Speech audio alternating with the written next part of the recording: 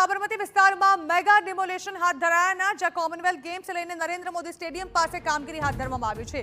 એએમસીના estate વિભાગે આ કામગીરી હાથ ધરી છે, જ્યાં 24 મીટરનો ટીપી રસ્તો ખુલ્લો કરવાની કામગીરી હાથ ધરવામાં આવી।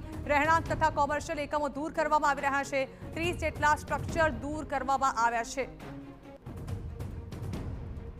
તો કોમનવેલ્થ હવે જ્યારે અમદાવાદમાં યોજાવા જઈ રહી છે તેના ભાગરૂપે હાલ નરેન્દ્ર મોદી સ્ટેડિયમની આસપાસ એટલે કે સાબરમતી વિસ્તારમાં જે ગેરકાયદે દબાણો છે તે દૂર કરવાની ઝુંબેશ પણ શરૂ કરી દેવામાં આવી છે। અત્યાર સુધી 30 જેટલા સ્ટ્રક્ચર દૂર કરવામાં આવ્યા હોવાની જાણકારી સામે આવી રહી છે। સાબરમતી વિસ્તારમાં મેગા ડિમોલેશન હાથ ધરવામાં આવ્યું છે, જેને પગલે હજુ પણ આવનારા કેટલાક દિવસો આ જ પ્રકારની કામગીરી યથાવત રખાશે। ખાલી ટોયલેટ બાથરૂમ જ જતું હતું, પણ અમારો આખો પહેલો રૂમ કાપી નાખ્યો। એટલે હવે કશું કામમાં નથી આવતું ને એ લોકોને કીધું ને એ લોકો એમને કાગળ બી બતાવ્યું કે આટલું જ કપાતમાં જાય છે, પણ તો પણ એ લોકોએ કાપી નાખ્યું। બુલડોઝર ચડાવી જ દીધું। એટલે પછી ભાઈએ અને ભત્રીજાએ ઝઘડો કર્યો, પણ એ લોકો કોઈ માન્યા જ નહીં। પણ હવે શું કરીએ અમે? અમને કશું એ લોકો આપવા તૈયાર નથી, લખાણ બી નથી આપતા કે હાલો અમારી ભૂલ થઈ ગઈ એમ।